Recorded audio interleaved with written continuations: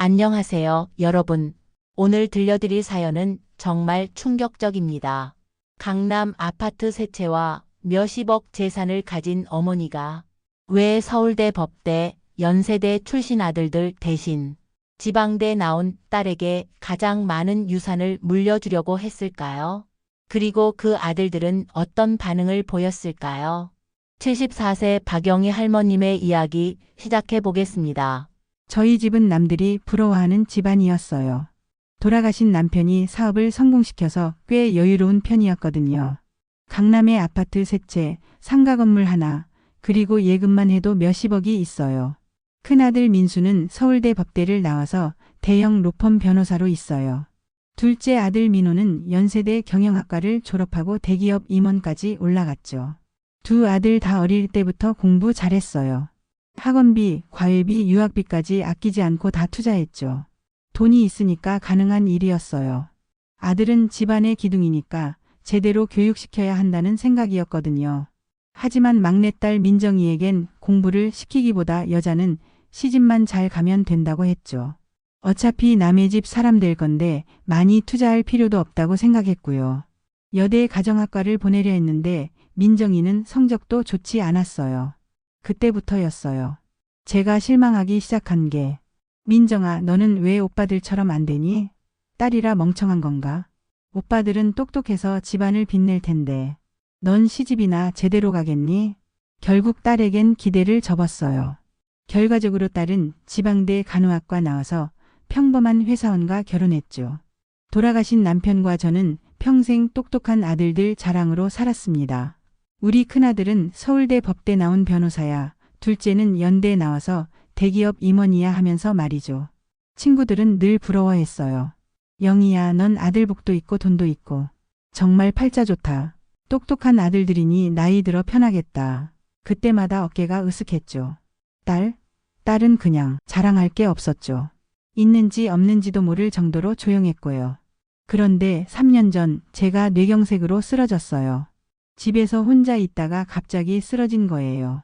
다행히 집에서 일을 도와주시는 아주머니가 제가 쓰러진 걸 발견해 주셨어요. 119를 불러 응급실로 실려갔죠. 의사는 말했어요.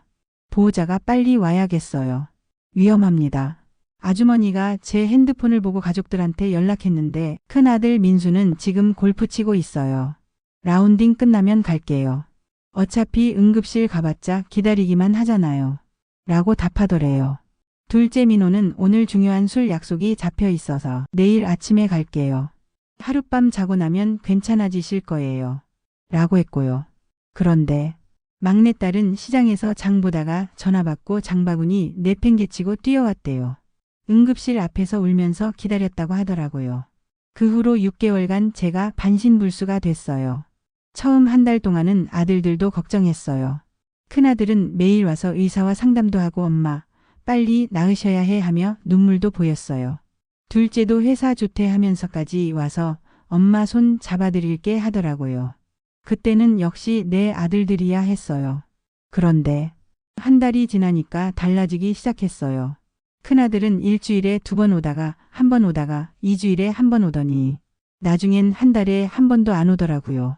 와도 10분 만에 가요. 엄마 아직도 아프지? 빨리 나아야 하는데 하면서 시계만 보더라고요.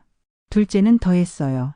처음엔 과일도 사오고 마사지도 해주더니 2달 후부터는 엄마 언제까지 이러실 거예요. 병원비도 많이 나가고 이런 소리를 하기 시작했어요.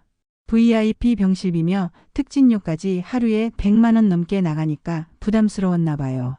그러다가 어느 날 둘이서 복도에서 하는 얘기를 들었어요. 형, 엄마 언제까지 이러실까? 그게 문제야. 병원비만 벌써 몇 천만 원이야. 이러다가 유산도 다 날리겠어. 우리가 상속받을 돈인데. 그 순간 정말 가슴이 무너졌어요. 반대로 막내딸은 시간이 갈수록 더 헌신적이 되었어요. 처음에는 병원 간병인이 있으니까 퇴근 후에 와서 안부만 물었는데 한 달 후부터 엄마, 제가 간병할게요.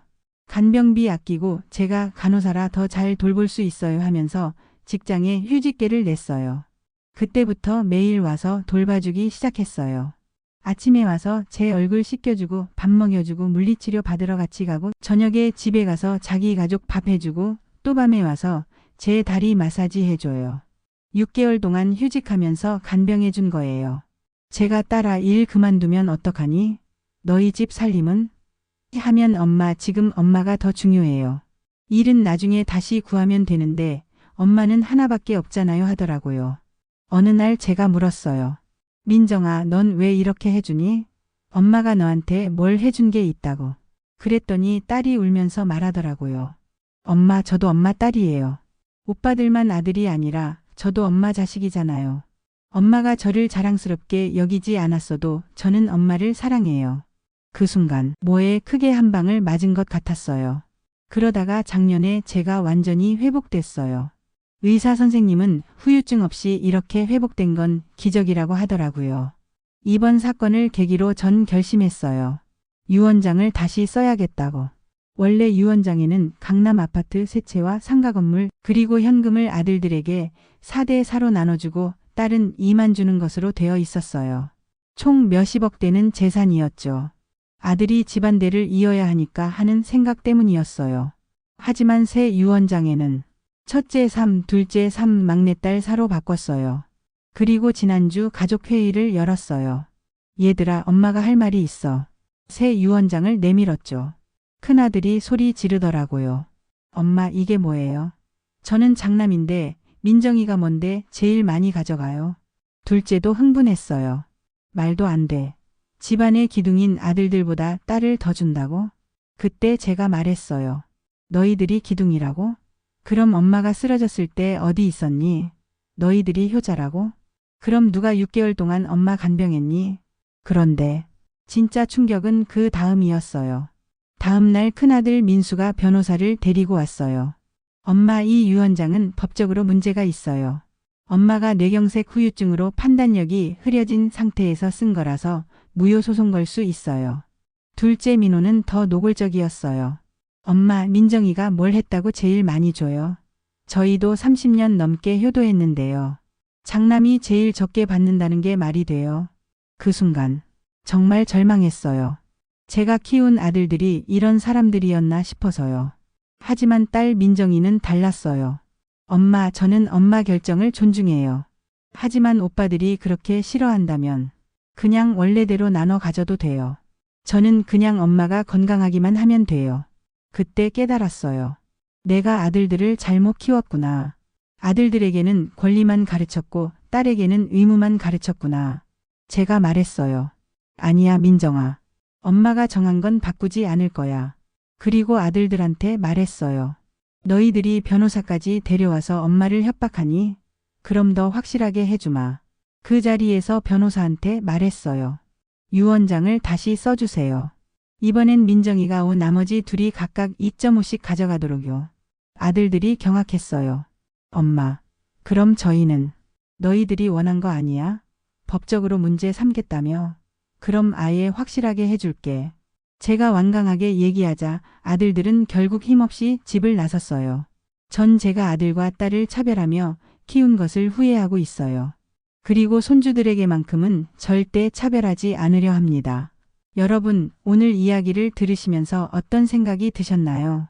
성별이나 학벌이 아니라 결국 부모 곁을 지키는 건 마음 아닐까요?